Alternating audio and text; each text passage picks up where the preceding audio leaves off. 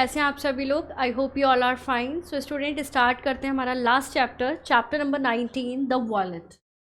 तो the violet is a flower, एक बैगनी कलर का फ्लावर की बात हो रही है। ये एक पोएम है जिसमें बैगनी कलर के फ्लावर के बारे में बताया जा रहा है कि कितना हम्बल होता है वो फ्लावर, और सबके बीच में भी वो सबसे ज़्यादा अलग दिखता है और अपना एक उसकी खुद की आइडेंटिटी होती है। चलिए स्टार्ट करते हैं। Down in a green and shady bed a modest violet grew. तो कहाँ ग्रू होता है ये? डाउन इन ग्रीन, ग्रीन जो होता है उसके जस्ट ऊपर, एंड शेडी बैड, वहाँ पर जो मॉडेस्ट वॉयलेट है, मॉडेस्ट का मतलब होता है हम्बल, हम्बल वॉयलेट। वॉयलेट यहाँ पर रिप्रेजेंट कर रहा है वॉयलेट कलर के फ्लावर्स को। तो वॉयलेट जो है वो वहाँ पर ग्रू होता है। इट्स स्टॉक वॉज बेंट, इसकी जो स्टॉक्स होती हैं यानी कि जो स्टेम है वो कैसी होती हैं? बेंट होती हैं, झुकी हुई होती हैं। इट्स हंग इट्स हेड, इसका जो सिर है वो लटका हुआ होता है। हंग मीन्स लटकना। तो इसका जो सिर है, ये जो मेन फ्लावर है वो कैसा होता है? हंग होता है। इसकी जो स्टेम है वो बेंट होती हैं। As if to hide from view, और ये जो है जो व्यू है उससे कैसा होता है? हाइड हो जाता है। तो इसकी हम्बलनेस को यहाँ रिप्रेजेंट किया जा रहा है कि ये कितना हम्बल है। ये इसकी स्टेम भी बेंट रहती है, इसका जो हेड है वो भी कैसा रहता है? हंग रहता है। And yet it was a lovely flower, और फिर भी ये बहुत ही प्यारा फ्लावर है। Its colour bright and fair, इसका जो कलर है बहुत ही ज़्यादा ब्राइट है, बहुत ही ज़्यादा फेयर है। It might have grazed a rosy bower instead of hiding there। तो ये कहाँ पर है? ये जो रोजी यानी कि जो रोज हैं वहाँ उनके शेड में है, ऊपर रोजेस हैं और उनके शेड में ये वॉयलेट कलर के फ्लावर्स हैं।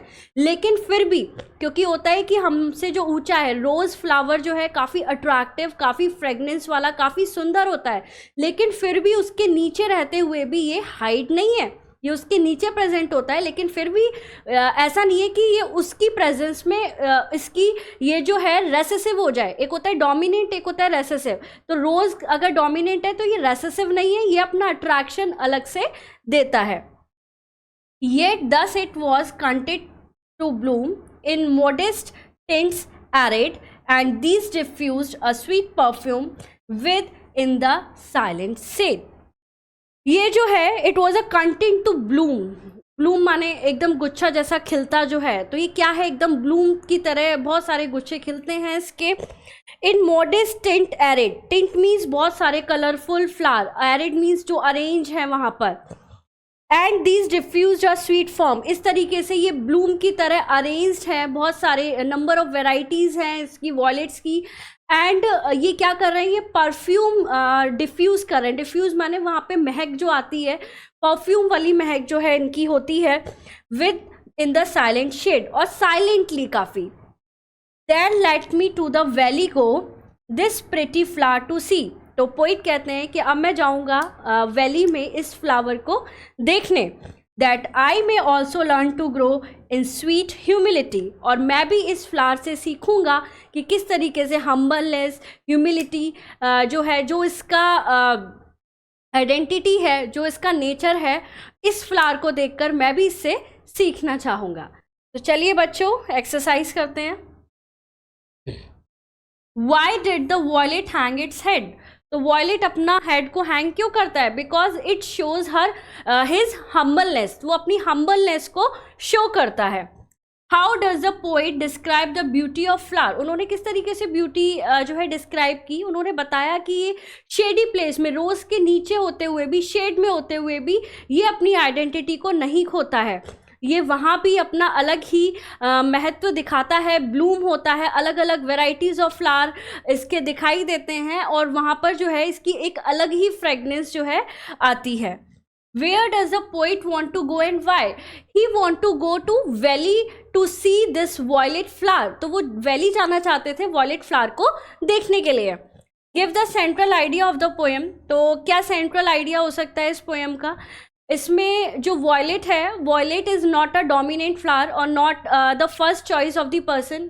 जो वॉयलेट कलर का फ्लावर होता है, लोग जो है मोस्टली रोज़, मैरीगोल्ड या फिर इस लोटस वगैरह इन सब फ्लावर को लेना पसंद करते हैं। ऑर्चिड्स होते हैं, इन्हें लेना पसंद करते हैं, लेकिन वॉयलेट को यहाँ ऐसे रिप्रेजेंट किया गया है कि वो फर्स्ट चॉइस ना होते हुए भी उसकी जो हम्बलनेस है, उसका जो प्रेजेंस है, वो अपनी प्रेजेंस को खोता नहीं है, वो अपनी प्रेजेंस को प्रॉपरली शो कर रहा है, अपनी फ्रेगनेंस को नहीं खोता, अपनी प्रेजेंस को नहीं खोता है, उसकी हम्बलनेस काफ़ी है। Give the rhyming words of the poem. तो राइमिंग वर्ड्स क्या होंगे बच्चों इसमें है bed, head, grieve, view, flower, bower, fair, there, bloom, perfume, arrayed, shade and go, grow. ठीक है, तो these are the rhyming words. Next take the correct option. The violet is growing near a pond in a green and shady bed or in a rosy bower. So in a green and shady bed. The violet was dark and fair, dark and colorful, bright and fair. So bright and fair.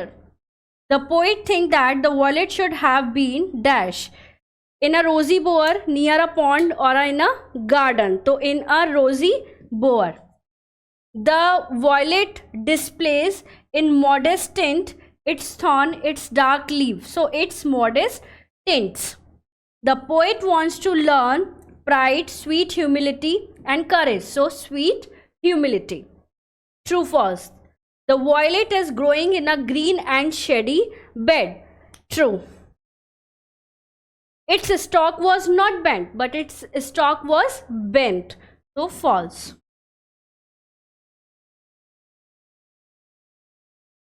It was a lovely flower with bright and fair color. True. The poet does not want to see the violet. नहीं, वो देखना चाहते थे. So it's false. I hope student you enjoy this poem. So thank you so much.